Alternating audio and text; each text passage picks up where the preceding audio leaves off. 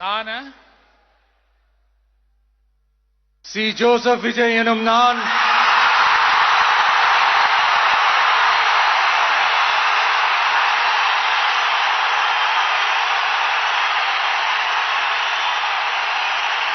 சட்டப்படி அமைக்கப்பெற்ற இந்திய அரசியல் அமைப்பின்பால் உண்மையான நம்பிக்கையும் மாறா பற்றும் கொண்டிருப்பேன் என்றும் இந்திய நாட்டின் ஒப்பில்லாத முழு முதல் ஆட்சியையும் ஒருமையையும் நிலைநிறுத்துவேன் என்றும் தமிழ்நாட்டு அரசின் முதலமைச்சராக உண்மையாகவும் உளச்சான்றின்படியும் என் கடமைகளை நிறைவேற்றுவேன் என்றும்